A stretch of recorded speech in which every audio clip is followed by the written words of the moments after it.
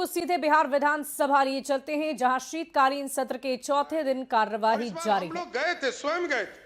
मैं गया था, केंद्रीय मंत्री ललन सिंह जी गए थे, संजय झा जी गए थे। हम लोगों ने जाकर आग्रह किया कि बिहार के लोगों को दिक्कत नहीं हो। यही लोग दिखाते थे, विरोधी पक्ष ही कांग्रेस के लोग, राजद के लोग दिखाते थे कि जो बाहर से लोग आते हैं उनको दिक्कत होती है। इस बार 12,500 ट्रेन बिहार में स्पेशल चलाकर बिहार को लोगों को लाने का काम किया। और स्वाभाविक ये लोग अब इस प्रश्न उठा रहे हैं, जिसने इलेक्शन कमीशन को पॉकेट में रखा है, लोकतंत्र की हत्या की है। और नीतीश कुमार जी यहां मुख्यमंत्री हैं, यदि जेपी आंदोलन में जेल नहीं गए होते तो आज इतना बड़ा लोकतंत्र का नेता नहीं बने होते। उसका कारण कौन था? कांग्रेस पार्टी। यही लोग बोल रहे हैं। जिस लालू प्रसाद जी को कहा गया कि गरीबों का बेटा, गरीब गुदरी का लाल बेटा। माननीय सदस्यगण, सदन की राय से आज के निर्धारित कार्य पूरे होने तक बैठक की अवधि विस्तार की जाती है। बोले जाए। आदरणीय अध्यक्ष जी, बहुत स्पष्ट है, सरकार की नीति एकदम स्पष्ट है। लालू प्रसाद जी मुख्यमंत्री बने, जिस जिस नारा को उन्होंने दिया वही नारा उन्होंने तोड़ने का काम किया। और स्वाभाविक है, कई हमारे साथी ने कहा कि अब तो लालटेन युग ही समाप्त हो गया, अब तो घरों में बिजली है। और बिजली बिल सिर्फ सत्ता पक्ष का नहीं, विरोधी दल के नेता का भी बिजली बिल आता है तो 125 यूनिट माफ कर आता है। यह नीतीश कुमार की सरकार है, किसी को छोड़ते नहीं है। 1 करोड़ 90 लाख परिवार है, जिसके सभी परिवार को 125 यूनिट बिजली मुफ्त हम देते हैं। और जानकारी लीजिएगा, और विस्तार से आपको माननीय सदस्य अभी नहीं आई हैं, आगे और अब विचार विस्तार से देखिएगा। सब्सिडी और अधिक देते हैं।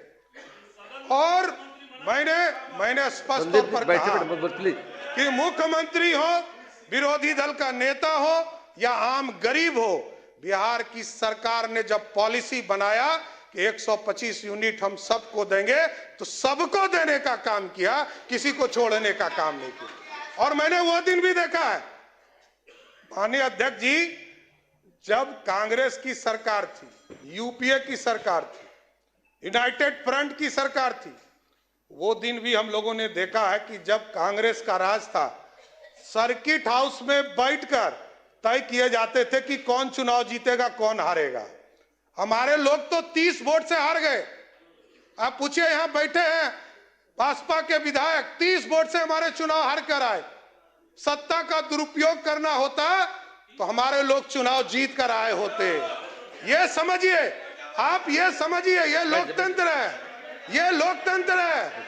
और हमारे लोग हजार वोट के नीचे कितने लोग आए, ये हार कर आए, ये भी बताना चाहता हूं।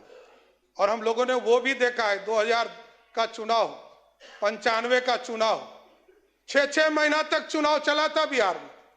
और जो चुनाव कराने वाले इलेक्शन कमीशन के कमिश्नर थे, वो कांग्रेस के सदस्य बनते थे, राज्यसभा के सदस्य जाते थे। और जो सुप्रीम कोर्ट में जज बनते थे, वो भी कांग्रेस पार्टी के सदस्य होते थे। कभी जज बनते थे, कभी राज्यसभा जाते थे। वो दिन भी देखा है बिहार के, देश के लोगों ने। इसलिए लोकतंत्र है, लोकतंत्र में पूरी व्यवस्था जनता को तय करने दीजिए। जनता ने पूरी व्यवस्था दिया है, जनता के माध्यम से पूरी सरकार चुनकर आई है और जनता का भरोसा है। जनता ने 202 सीटें देकर बिहार में प्रचंड बहुमत नीतीश कुमार जी और मोदी जी को देने का काम किया। इसलिए हम लोगों ने तो पहले दिन से काम शुरू कर दिया है। अध्यक्ष महोदय, जब पहली कैबिनेट हुई तो न्यू टेक हब के लिए कमेटी बनाने का काम किया गया, न्यू एज इकोनॉमी के तौर पर एक कमेटी बनाने का काम किया गया, स्टार्टअप के पूरे ग्रुप्स को चलाने के लिए कमेटी बनाया गया, आर्टिफिशियल इंटेलिजेंस के लिए कैसे हम उसका प्रयोग कर सकते हैं, लोग दुरुपयोग नहीं करें। और हमने स्पष्ट तौर पर कहा है कि जो लोग मीडिया पर या सार्वजनिक स्थान पर किसी व्यक्ति को गाली देने का काम करेंगे उसको जेल के अंदर जाना होगा, कोई बचा नहीं सकता है। आप सार्वजनिक गाली नहीं दे सकते हैं, यह अधिकार नहीं है। लोकतंत्र लोक लज्जा से चलता है, सबको यह व्यवस्था में आना पड़े। इसलिए पूरी व्यवस्था लगातार नीतीश कुमार जी के नेतृत्व में चल रहा है। शुगर मिल के बारे में विजय जी ने बताया कि 25 शुगर मिल जो हमारे, उसमें से 9 जो बंद पड़े उनको भी पूर्ण रूप से चालू करने का काम किया जाए। इसलिए माननीय सदस्यों ने अपनी बातों को रखा है और आगे भी हम लोग कई विस्तार से बातें चीज रखेंगे। लेकिन मैं अध्यक्ष जी आपके माध्यम से जरूर आग्रह करूंगा सभी माननीय सदस्यों से, कई लोग नए सदस्य हैं, सबको एक ट्रेनिंग भी दीजिए आगे के दिनों में कैसे लोकतंत्र चले और लोकतंत्र अच्छे से चले।